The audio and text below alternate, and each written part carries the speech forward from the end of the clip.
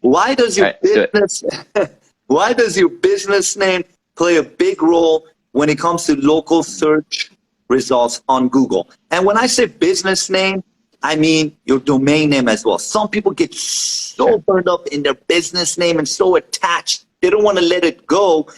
So Yeah. keep that, it's okay, but domain name at least, right? Okay, talk about that, please. I think it's a two-part thing. I'd mentioned that exact match domain update of 2016, or the EMD update. That EMD update was supposed to close a loophole that was allowing businesses who had keywords in their domain from getting boosted rankings simply because the words were in there. The reality is, if that's genuinely your brand, and your brand is just the domain name or the words in the domain name, then all the links that are going to be pointing to your website are going to include those words, and they're going to interpret those words in those links as they give a vote for each of those links pointing to your website. So that's where, in some cases, having an exact match domain, if that's genuinely your business name, could benefit you from a keyword standpoint if your brand name is similar to an actual organic search term.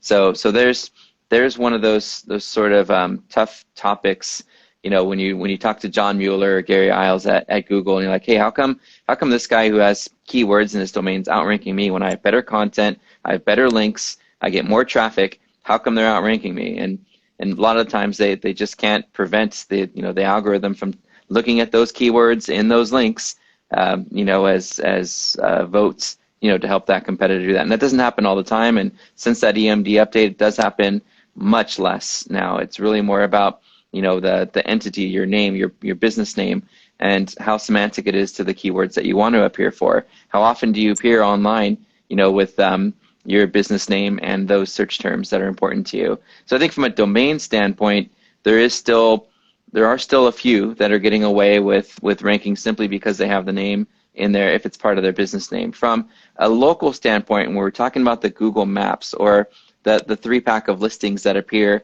before the organic search results, it is an unfortunate loophole that businesses that include the search term for their name, let's just say you're Joe Smith, personal injury lawyer, and you've actually changed your DBA to include the term personal injury lawyer, will likely still show up higher than an attorney that's across the street that doesn't have personal injury lawyer in their name, at least position-wise. And we've flagged it. We've emailed Google My Business multiple times. We gave them our study. We actually did this massive study to try to understand, the top 2 ranked listings in the map packs.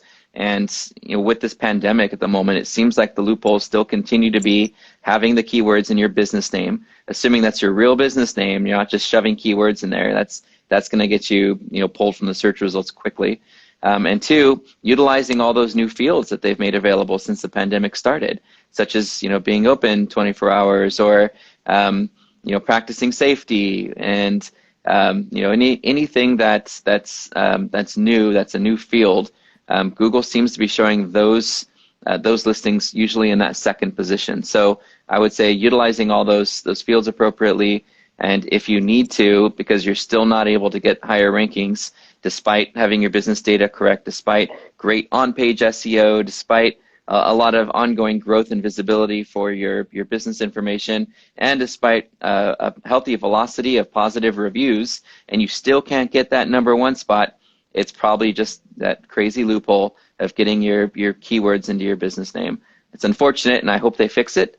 But right now, that seems to be the state of things in certain industries, competitive industries like personal injury law, for example. I believe in the near future they will ask for some kind of certification or DBA, which I think they should.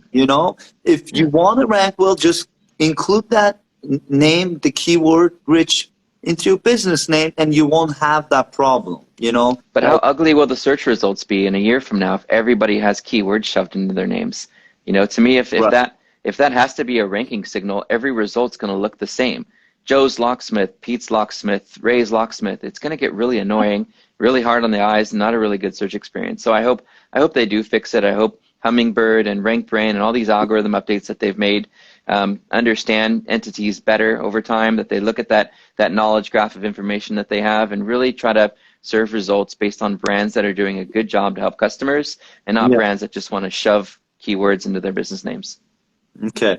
Let me bring something up, something that I'm dealing with right now. One of my Sure. clients, they forgot their login information on their Google My Business page, and I've been trying to Sure. like reach them on their behalf and say, look, their phone number is different now. They don't have their login information, and they keep saying, yeah, sorry, we can't do anything about this. So what I thought Right. could work, I created a new page with his business name, and I put the correct phone number. Now, every time you search for him, both of them show up. And then I thought, okay, Sure. now I'm going to go back to Google and tell them, look, there's a duplicate. Can you just join them?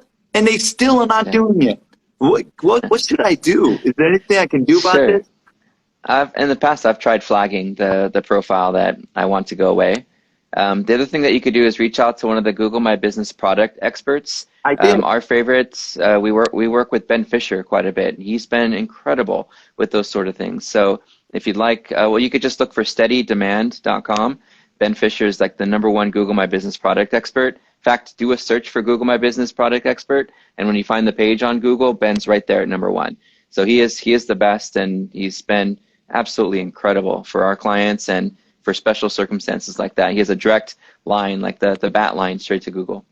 Okay. The reason I don't want to flag it is because there's reviews on that. I want the reviews to Don't come want to to lose the you. reviews. Yeah, I don't want to lose the I got reviews. you. You know what I mean? Sorry, Yeah. one more time, his name? Ben Fisher. Ben Fisher. Awesome. I'll look him up.